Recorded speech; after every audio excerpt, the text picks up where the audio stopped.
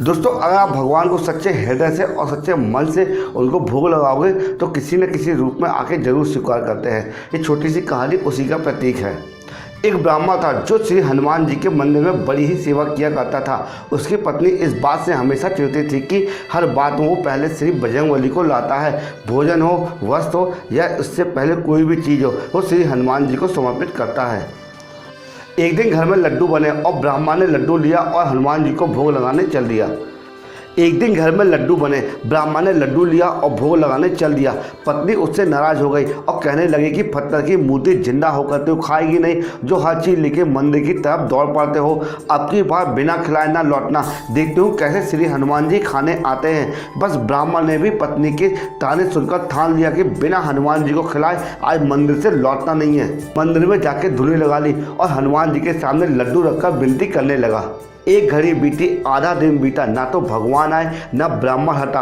आसपास के देखने वालों की भीड़ लग गई। सभी कौतूहलवश देखने लगे कि आखिर होना क्या है। मक्खियाँ भिनभिनाने लगी। ब्राह्मण उन्हें उड़ाता रहा। मीठे की गंध से चींटियाँ भी लाइन लगाकर चली आईं। ब्राह्मण ने उन्हें भी हटाया। फिर मंदिर के बाहर खड़े आवारा कुत्ते भी ललचाकर आने लगे। ब्राह्मण ने उन्हें भी खदेड़ा। लड्डू पड़े देख मंदिर के बाहर बैठे भिखारी भी आ गए। एक तो चला सीधे लड्डू उठाने, तो ब्राह्मण ने जोर से थप्पड़ रसीद कर दिया।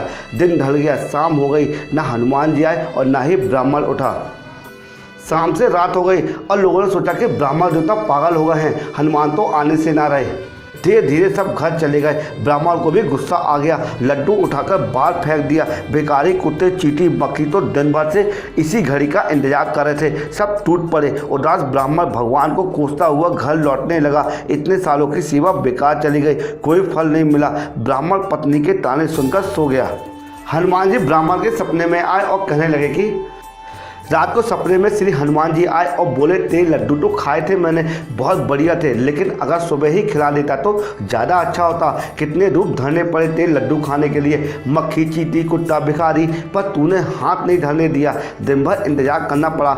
आखिर में लड्डू खाए, लेकिन ज़मीन से उठाकर खाने में थोड़ी मिट्टी लग गई थी। अगली बार लाए तो अच्छे से खिलाना। भगवान चले गए। ब्राह्मण की नींद खुल गई। उसे एहसास हो गया कि भगवान तो आए थे खाने के लिए, मैं ही उन्हें पहचान नहीं पाया।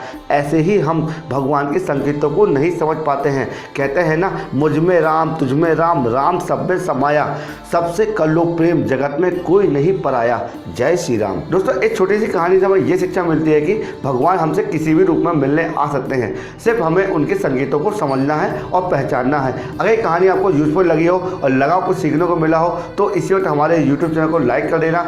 अगर चैनल में आप नए हो तो चैनल को सब्सक्राइब कर देना और बेल आइकन घंटी को भी प्रेस कर देना, क्योंकि इसी तरह यूजफुल कंटेंट हम प्रतिदिन आपके लिए लाते रहते हैं। जय श्री राम।